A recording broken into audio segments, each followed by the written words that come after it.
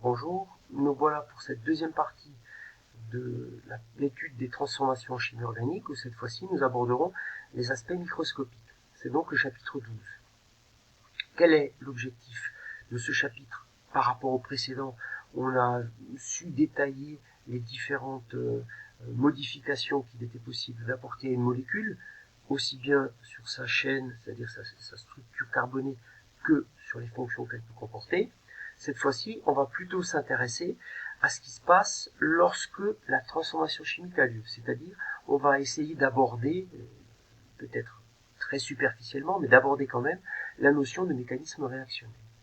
Donc, dès qu'on parle de mécanisme réactionnel en chimie, et qu'on parle donc de réaction, il est clair que l'atome ou la molécule qui va chimiquement réagir va géométriquement réagir par l'extérieur de sa surface.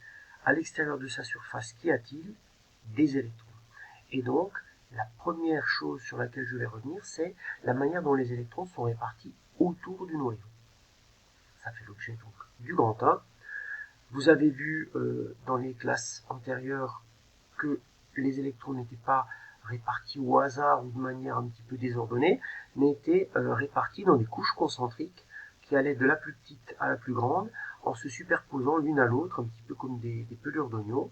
La couche la plus petite, c'est la couche K, qui est proche du noyau, qui comporte 2 électrons. La couche L est juste au-dessus, en comporte 8, et la couche M en comporte 18. J'ai limité la description aux 3 couches, les autres couches en contiennent naturellement de plus en plus. Cette notion de couche est une notion qui est relativement sommaire.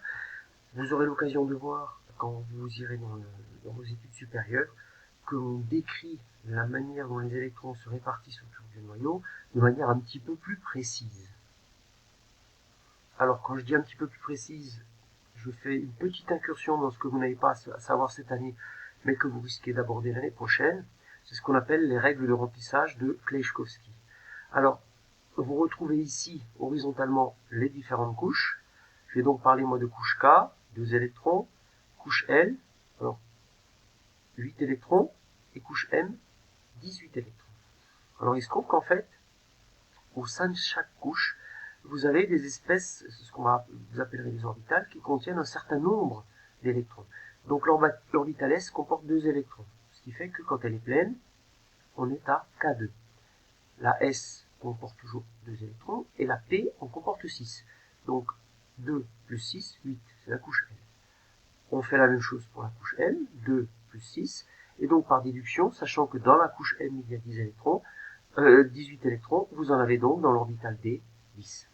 Donc voilà la manière plus détaillée que vous aborderez l'an prochain. Nous nous limiterons, nous, cette année, à ces 3 couches K, L et M.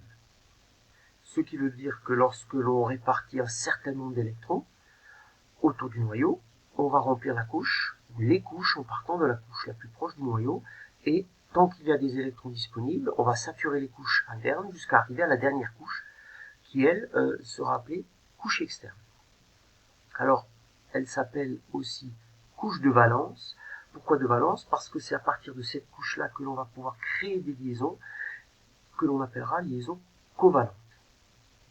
Alors, j'ai représenté ici un certain nombre d'atomes. Donc ici, c'est l'atome de fluor.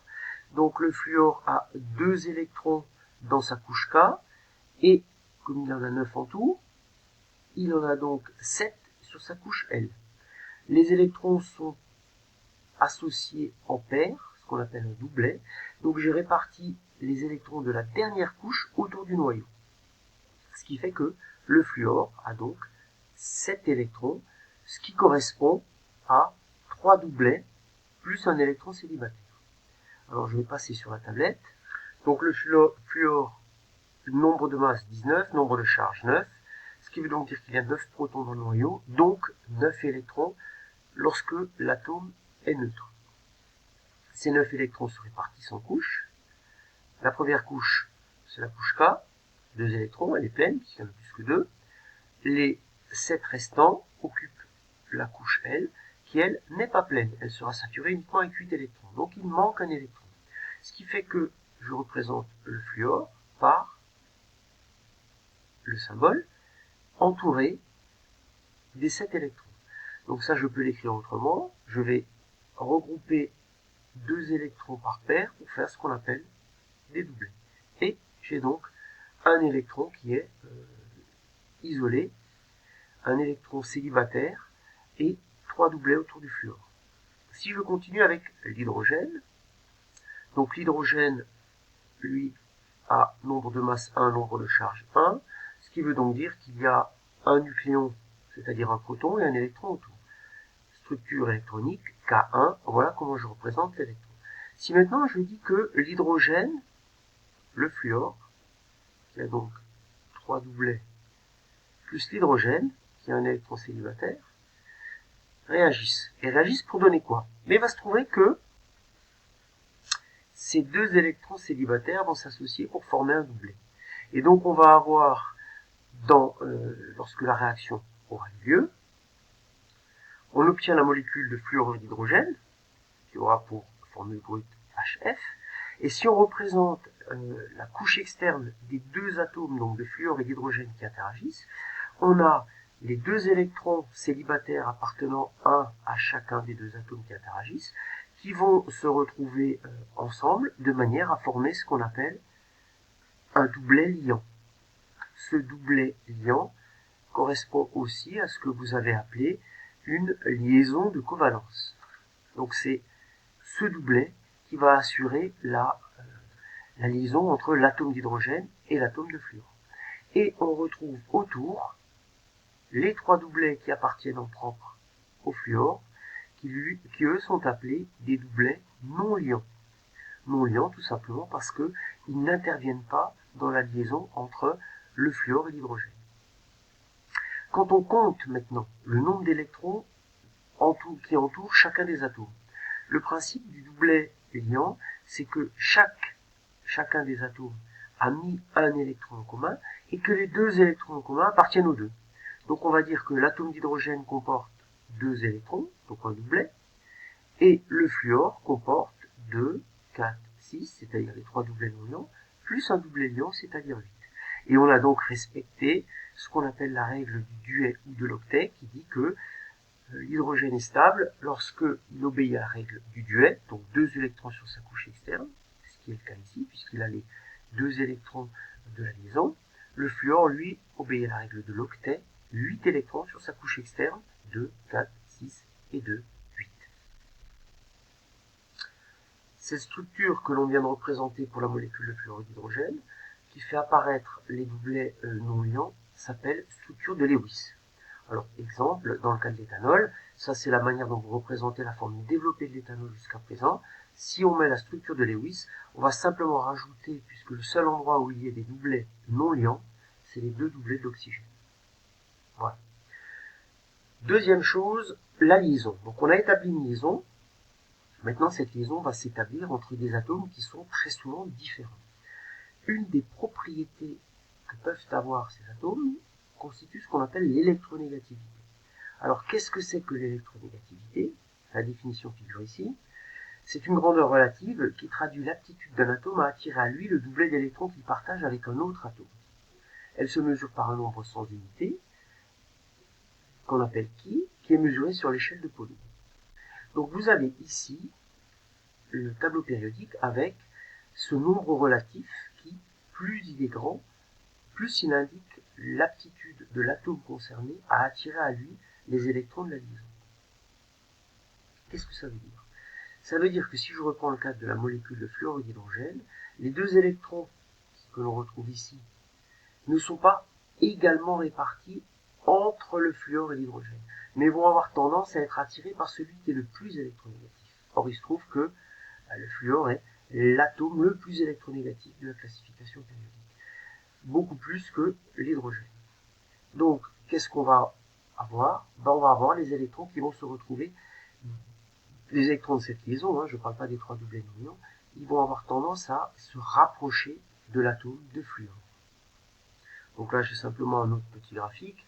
Alors, je vous rappelle ce qui est noté dans la définition. Ce chiffre en lui-même ne veut rien dire. On ne va jamais utiliser le fait que le fluor a une électronégativité de 4. D'accord? On ne vous demandera jamais de faire des sommes d'électronégativité, etc. C'est juste un chiffre qui permet de classifier relativement un atome par rapport à l'autre. Alors si je reviens sur le schéma tout à l'heure, le plus électronégatif est ici et le moins électronégatif est ici. Ce qui fait qu'il y a ces deux flèches qui montrent l'augmentation de l'électronégativité. Alors, plus le chiffre est grand, plus l'élément est électronégatif.